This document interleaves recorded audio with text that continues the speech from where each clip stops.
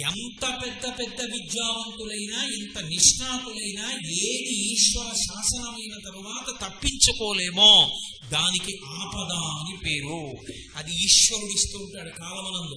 కాలోహి బలవాంకర్త సతతం సుఖదుఃఖయో నరాణాం పరతంత్రాణం పుణ్య పాపానుయోగత అంటాడు వ్యాసుడు.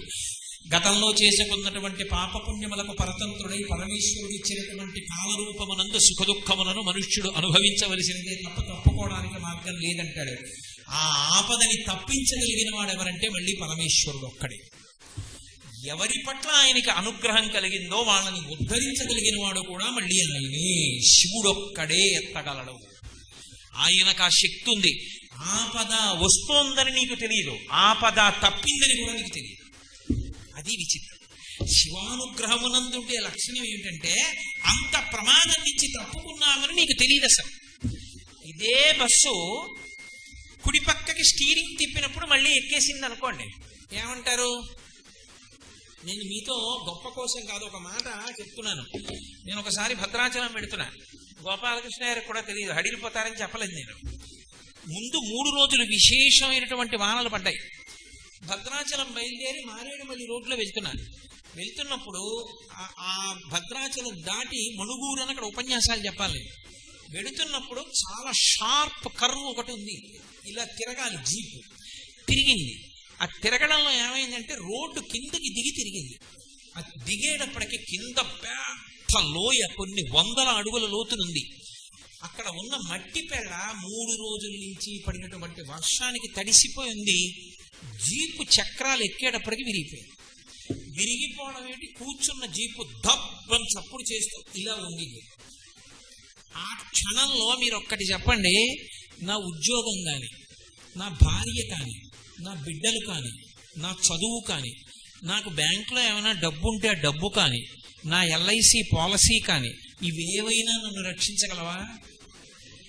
చాలా ఆశ్చర్యకరంగా డ్రైవరే తెల్లబోయాడు. ఎలా ఎక్కిందో తెలియదు. ఆశ్చర్యకరంగా అంతే వేగంగా మళ్ళీ రోడ్డు ఎక్కింది బస్. కారు ఎక్కిందే పెళ్ళ విరిగి కింద పడిపోయింది. బస్ మళ్ళీ ఎక్కే వరకు మాత్రం ఉరుగుతూ మోసింది. ఆ కారణం చేతి ఎక్కేసింది. ఎక్కింది మళ్ళీ వేగంగా కుడి పక్కకు పోతే మళ్ళీ అంతే వేగంగా ఎడం పక్కకి తిరిపి నిలుపుకున్నాడు. ఈలోగా పెద్ద చప్పుడుతో పెళ్ళ లోయలో పడిపోయింది.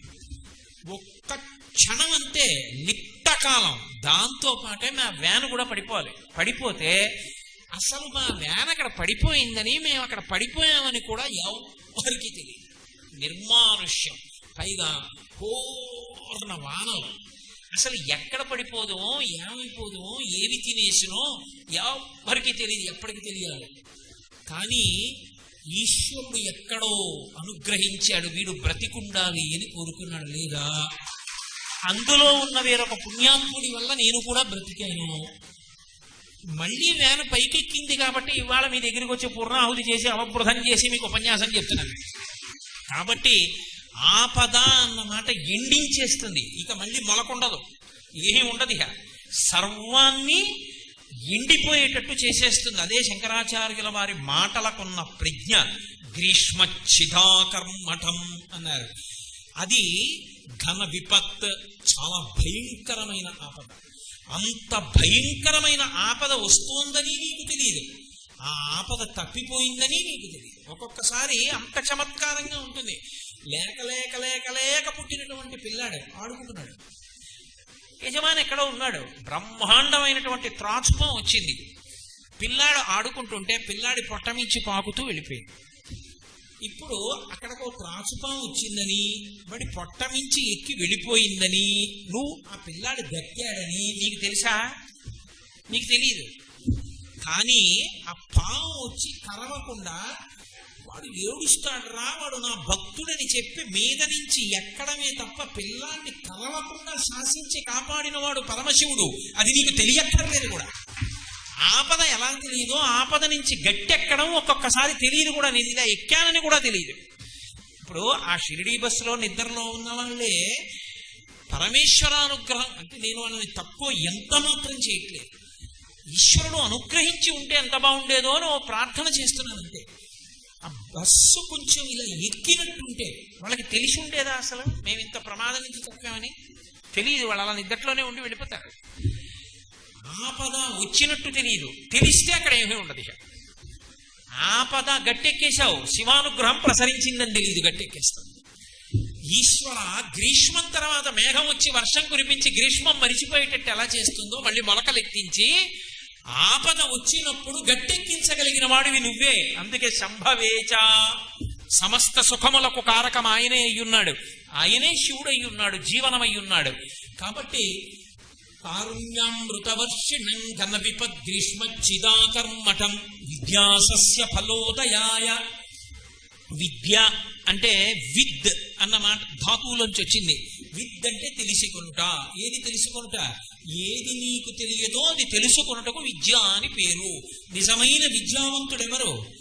నాకు తెలియనివి చాలా ఉన్నాయండి అని చెప్పిన వాడెవరో వాడు విద్యావంతుడు. నాకు అన్నీ తెలుసంటే అని ఎవడన్నాడో వాడు మూర్ఖుడు.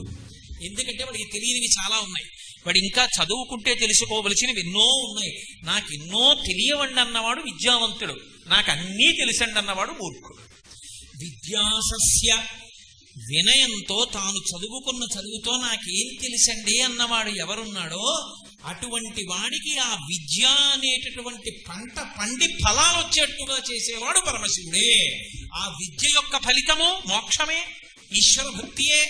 అంతేగాని చదువుకున్నది భక్తికి పనికి రాక ఉతినే 10 మందికి చెప్పడానికి పనికొస్తే ఎందుకు? అది ఉపయోగమే ఉంది. తనకి పనికి రావాలి ముందు. స్వయం తీర్ణాన్ పరాం తారయేత్, తాను దాటితే కదా ఇంకోటి దాటించడం. కాబట్టి విద్యాసస్య ఫలోదయాయ సుమన సంసేవ్య మిచ్ఛాకృతిం. సుమనస్కులంటే దేవతలు. దేవతలు కూడా ఎవరికి నమస్కారం చేస్తుంటారంటే శివుడికి నమస్కారం చేస్తుంటారు. అయా మీ అనుగ్రహంతో మేము లోకాలని పరిపాలన చెయ్యగలుగుతున్నామని కాదు. సుమనస్సులు అంటే మంచి మనసు ఉన్నవారు ఎవరంటే పండితులు. పండితులు అంటే పద్యాలు వచ్చిన వాళ్ళు కారు, పండాహ, జ్ఞానము కలిగిన వారు. ఏ జ్ఞానం? భగవంతునికి సంబంధించిన జ్ఞానం ఉన్నవారు. అటువంటి పండితులైన వారు ఎప్పుడూ 2 చేతులెత్తి ఎవరికి నమస్కారం చేస్తారో అటువంటి నమస్కారములు పొందుతున్నటువంటి ఓ పరమశివుడా, సుమన సంసేవ్య మిచ్ఛాకృతిం నృత్యం భక్త మయూర మద్రినిలయం. ఆ మేఘం వస్తున్నప్పుడు నెమళ్ళు నాట్యం చేస్తాయి. పరమశివుణ్ణి చూస్తే భక్తులైనటువంటి వాళ్ళు తాండవం చేస్తారు. అందుకే రుద్రయాగమునందు ఒక ప్రక్రియ ఉంది. రుద్రయాగం చేసేటప్పుడు సాయంకాలం నందితాళం అని వేస్తారు. శంకర్ గారికి తెలుసు, కాంచీపురంలో ఉన్నారు పండితులు. అక్కడ నందితాళం అని సాయంకాలం వేస్తే ఈ డోలు వాయించే వాళ్ళు ఏం చేస్తారంటే లేచి నిలబడి కింద నుంచి కొట్టకూడదు, కర్ర ఇలా పట్టుకుని ఇటువైపు నుంచి ఇలా కొట్టాలి. కొట్టి ఆ నందితాళం పాడుతూ నందితాళం వేస్తారు సాయంకాలం ఆ హోమం చేసేటప్పుడు. అది అయిపోయిన తర్వాత నందితాళం వేస్తే నందీశ్వరుడు నిలబడి నృత్యం చేస్తే ఎలా ఉంటుందో అలా ఉంటుంది. అందులో అంతర్భాగంగా ఏం చేస్తారంటే, నేను 1-2 చోట్ల చూశాను.